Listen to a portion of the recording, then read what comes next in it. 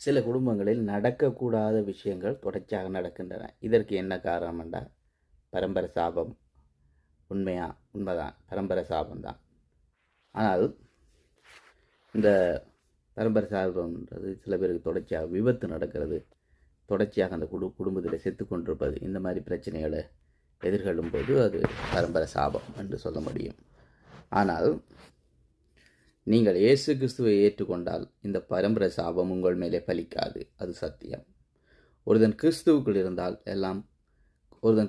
இருந்தால் புது சிருஷ்டியாக இருக்கிறான்.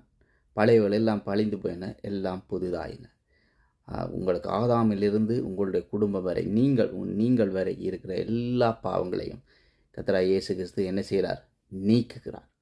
ஒருவன் கிறிஸ்துவுக்குள் இருந்தால் புது சிருஷ்டி ஆகிறான். அவனுடைய தலையெழுத்திலிருந்து வாழெழுத்திலிருந்து எல்லாத்தையுமே கர்த்தர் மாற்றி அமைக்கிறார். எல்லாமே மாற்றப்படுகிறது. எனவே பிரியமானவர்களே, நீங்கள் ஒரு ஃபீல்டில் இருக்குமானா, உங்களுக்கு ஒரு பரம்பரை சாபம் இருக்குது, வேறு ஏதோ பிரச்சனைகள் தொடர்ச்சியாக வருதுன்னா, நீங்கள் கர்த்தராகிய இயேசு கிறிஸ்துவை ஏற்றுக்கொண்டு இந்த வசனத்தை அறிக்கையிடுங்கள். எந்த வசனத்தை?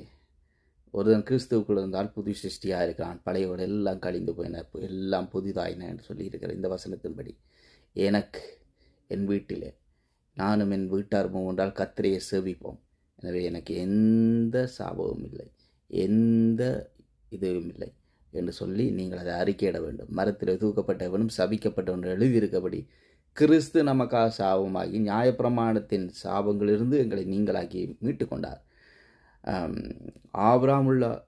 ஆபிரகாமுடைய எல்லா ஆசீர்வாதங்களும் நமக்கு உண்டாகும்படி இப்படி ஆயிற்று என்று சொல்லப்பட்டிருக்குது. எனவே இயேசு கிறிஸ்து சிலுவையிலே தொங்கினது எல்லா விதமான சாபங்களையும் ஒரு மனுஷனுடைய வாழ்விலிருந்து நீக்கி விடுவதற்காக அவர் சிலுவையில் தொங்கினார்.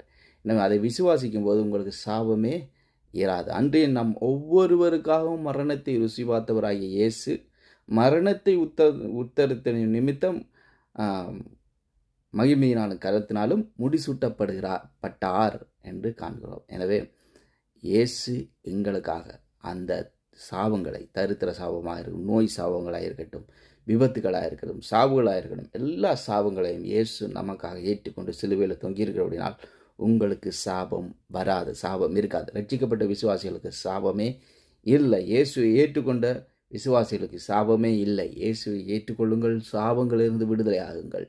சாபத்தை கர்த்தர் முறியடித்திருக்கிறார். சாபங்களை பலிக்க பண்ணாமல் இருக்கிறவர் தேவன். எனவே நம்புங்கள், கர்த்தரை நம்புங்கள், இயேசுவை நம்புங்கள், ஏற்றுக்கொள்ளுங்கள். உங்களுக்கு எல்லாவித சாபங்களிலிருந்து நீங்கள் விடுதலை அடைவீர்கள்.